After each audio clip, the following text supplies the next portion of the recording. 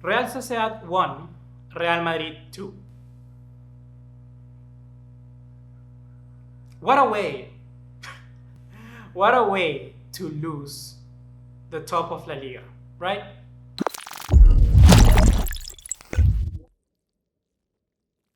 What's going on, guys? ¿Cómo están? BugaLuis here. Welcome back to another video here on the channel. And in today's video, we're going to be talking about that very controversial game between Real Sociedad and Real Madrid. So if you're hyped to hear my opinions on it, be sure to let us know in the comment box down below.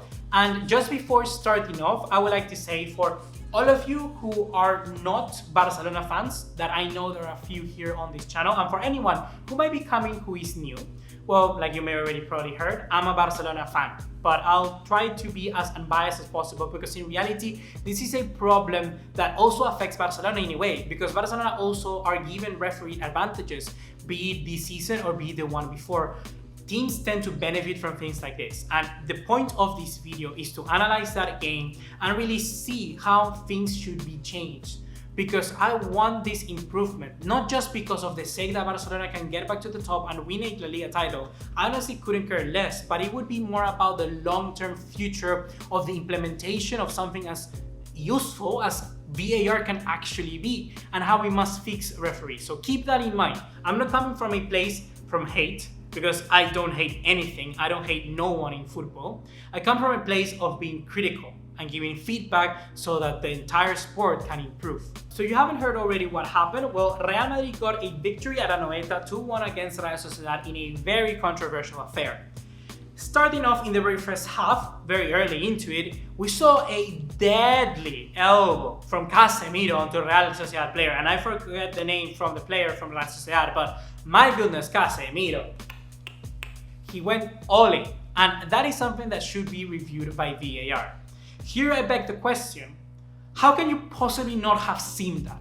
VAR is constantly running, and if you have a referee there, they should be able to make that call. I know VAR has, 3 rules that they can really act on when someone should be misguided when giving a yellow or red card. So for instance, if they give a yellow card, then they think it's a red, that they can act on that, but they don't call the fouls, which is dumb.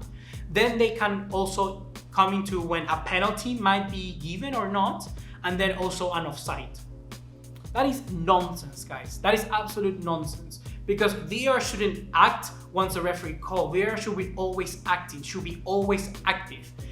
I don't know if I can use this analogy, but if you've ever been playing kind of video games, there's anti-cheats. There are things that stop you from cheating. VAR is basically that for football, and is what should be really going on. If Casemiro does, that's incredible. Just, my goodness, it's like Mortal Kombat type of elbow. If you put that elbow in and you don't get a red card, or Diego Carlos against Sevilla, which like that onto Lionel Messi, VAR should be looking at that because they have the possibility to look at all the angles. Casemiro should have gotten a red card there, and that would have completely changed the kind of perspective of the game for Real Madrid. If they say that it wouldn't really have much of an impact, it's complete fake. It's false. It's false. We're talking about one of the best CDMs in the world, and someone who is always getting away with it because he's a very rough player. So that should have been given a red card from the get-go. And it doesn't stop after that, because we have the penalty on Vinicius. A penalty is when there's contact in the box, right? Then why in the world was Vinicius given this penalty? Man, even a baby can see that Vinicius is falling down even before the contact from Elustondo. VAR should be able to act on that, right? You have many different angles once again, and I'm not tired to repeat this, that you can see exactly what's going on. And if you do not have the ability to see that right away and call it, the referee then should go to the camera and see it, right? Should go to the screen at the edge of the pitch to really take a look at it. Okay, I can live with that, like I said. But in other situations, the referee doesn't go and take a look at it. It should be in the rules that he would always take a look at it. Because the VAR can say one thing, but at the end of the day, the referee has the main voice. And it doesn't take that long, guys, to go to a screen and just take a look at it. It doesn't take long. The referee should be able to do that. And if, you know what, maybe get him a phone or do something like that. Get the guy a phone and stream it to him so he can just see it from the pitch. There's so many different scenarios, so many different things that can be given to help the referees with this, because at the end of the day, that's the point, to help them. VAR is making it worse because it's really taking away. We should have robot referees if that's the case, because the physical kind of human referees are not doing the job well enough. That's what you're trying to say if the referee doesn't go and check it. And like I said, Vinicius, man, that is not a penalty. That is not a penalty. I can live with it, but that is not a penalty. Moving on from that, we have the handball from Karim Benzema. And when have you ever seen a shoulder have a bicep? I haven't. Benzema is the first human being to have that. Benzema is the first human being to defy the anatomy and biology of the human being. Incredible. Absolutely incredible. Man, you can clearly see that the ball bounces here on Benzema, and that is a handball. My goodness. The very same thing was given to Lionel Messi in the Copa del Rey. I don't know against which team, but Messi did exactly the same thing, and that wasn't given as a goal. So then why is this being given to Benzema? I don't have a problem with either being given or not. If you're gonna give them both, however, if you're gonna give one, you gotta give both. There's a problem with the thing here is that there's a problem with the consistency and coherence of the rules. If you're gonna be giving something, you gotta give all of them. That is basically what I'm trying to say with this. And last but not least, we have an offside that is just crazy, man. Genocide with an incredible goal, I must admit. It really made me jump off my seat. We have a player that with his left foot managed to pass it through so many legs and then into the bottom right corner of Courtois. And then they decided to give it offside because the player was in front of Courtois and he wasn't like here. He wasn't, oh my God. Have you ever played football? The view and the obstruction of the goalkeeper? Yes, it can happen. But come on, he wasn't that close as to his entire body was covering up his field of view. And most importantly, he isn't taking control of the play. The ball passes like 1 meter next to him. The guy simply stood still and was oblivious to the fact that the ball was crossing him.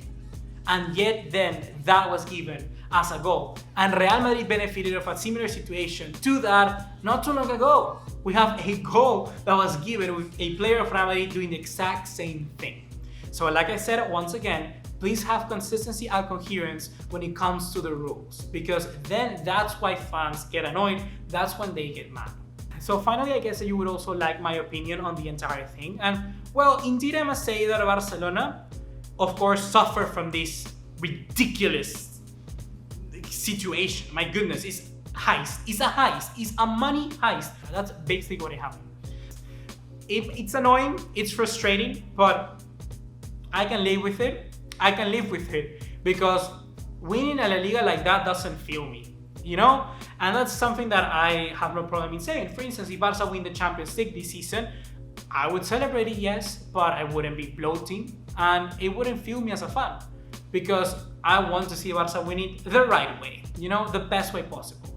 And even though Barca has been benefited before and I acknowledge all of those things, sometimes it has come our way against us a lot. And Real Madrid have been always benefited from that. The UCLs, if VAR was in those UCLs, my goodness, Real Madrid will have one. One, I tell you, one. So yeah, guys, it's gonna be everything for right now. Stay tuned for the next video where we're gonna be doing an analysis on Frankie de Jong and also his role at Barca and who can take the role from him while he's being injured. You know what? He's recovering from the injury. That's better said. So yeah, that's gonna be it for right now. Subscribe to the channel for more content just like this one, and I'll see you in the next one. Take care. Ciao.